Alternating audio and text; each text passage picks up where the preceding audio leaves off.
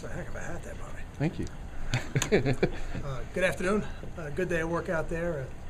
Beautiful December weather. I would not have anticipated these temperatures in December, but it's certainly nice to be outside with just a sweatshirt on. Questions? Kyle, do you want it to be a little colder on game time? I know South Florida typically struggles in the cold. I learned a long time ago not to concern myself with things I don't have any control over. I'd like to think I could control the thermostat outside, but I can't. So, whatever the temperature is, it'll be the same for both teams. Your predecessor could. I know. I saw him do it a couple times. Okay. Do you have any update on Paul James? And does he look like he's ready to go? Or? He looked good today. I wouldn't say he's quite ready to go today. I think if we played today, he would not play. But he was able to do some things. He was able to run some plays, and he's not full speed just yet. But it is just Wednesday, so I feel good that he's working his way towards playing in the game. How about Patim? You feel better about him? I do. Yeah, I think Patim is probably a lot closer to being 100% than he was last week, and he's taking some reps at guard and taking some reps at center, and he'll be able to do both for us on Saturday night. Does that, with Patim, does that help the versatility on the line with what you want to do? Oh, the fact sure. that he can do both? It definitely does. It definitely does. To have a guy who's played as much as him. I mean, it was a couple of years ago in the Pinstripe Bowl. He played the whole game, I think, at left guard. Kyle, the defensive issues have been talked about many times. What's been kind of wrong with the offense in the last few weeks? I think he scored 17 in 3 straight games. I think for us, it's a combination of not being able to run the ball effectively enough when PJ's not in the game, making sure we make good decisions so we don't turn the ball over. It's not just one issue. It's not as simple as just one player. But the guys are working hard this week. I think we've had a good week of practice, and all our focus is on playing well this week against this personnel and against this scheme. How do you think you match up against their scheme and their personnel? I think you asked me about 10:30, 11 o'clock Saturday night, and I'll let you know. Every week, everybody's personnel has strengths and weaknesses, and as coaches, we try to find those and take advantage of them with the game plan. And I'm sure they're doing the same thing. Do you feel a heightened sense of urgency because, it's essentially do or die for a bowl berth? We haven't had a week this year that I haven't felt urgency. I don't know.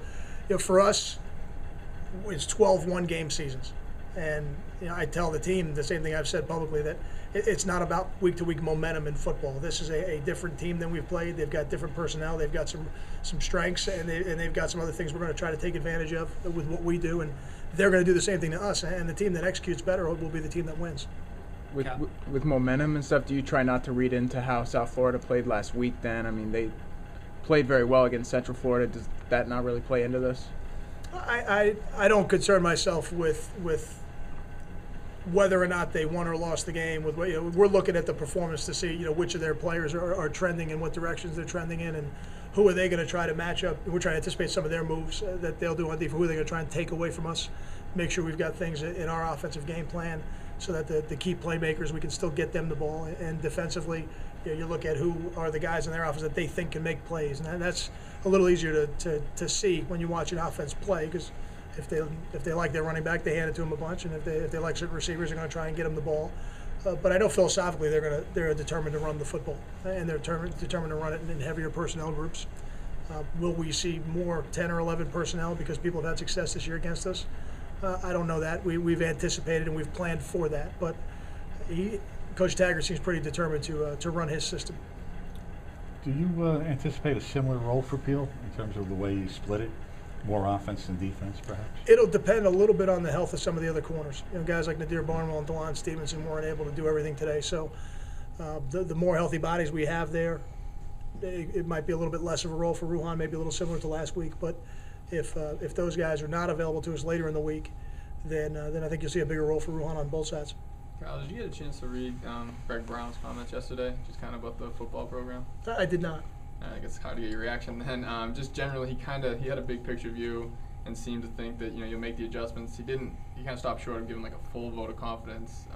So, can you react to that, or is it? No, I don't know if I would say anything before I actually read it myself. Yeah. Kyle, obviously there's a lot of reasons that making a bowl is really important, but for this team, how as young as it is there a is it especially critical to get those 15 or so extra practices? Is that at the top of the list for why it would be important? I think it's at the top of the list for the advantages of having it. Yeah, there's no doubt. You get it's akin to having an extra spring. Now,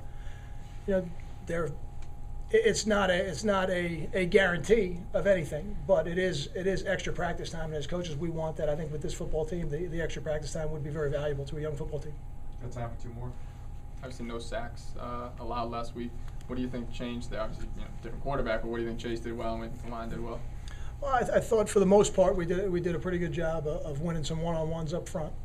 There were a couple pressures where Chase did a nice job of sliding and moving and getting rid of the ball and triggering the ball on time. And protection. When I was the offensive line coach, we talked about 11-man protection, and that's really what it is. It's the receivers running the routes at the right depths. It's the quarterback triggering the ball on time. It's the tight ends, the line, the backs, whoever's in the protection unit, making sure that they fit the pieces where they need to fit in. And you win one-on-ones as tackles, and sometimes the back might be chipping his way out, and that's helping you win the one-on-one. So I think when all those pieces work together, you got a chance to have a day with no sacks. Coach, how has Karan Pratt kind of helped the younger receivers like Carlton and Leonte kind of adjust, and how has he been a leader this year? I think Karan Pratt helps the younger receivers or younger players on our team much in the same way that Devin and Jason helped Logan Ryan. He is such a meticulous preparer and such an excellent practice player from the moment he steps on the field, whether it's individual period, special teams roles, or as a wide receiver. And I think modeling that kind of behavior for the younger players is priceless in your program to have guys like that. Thanks, Scott. Thank you.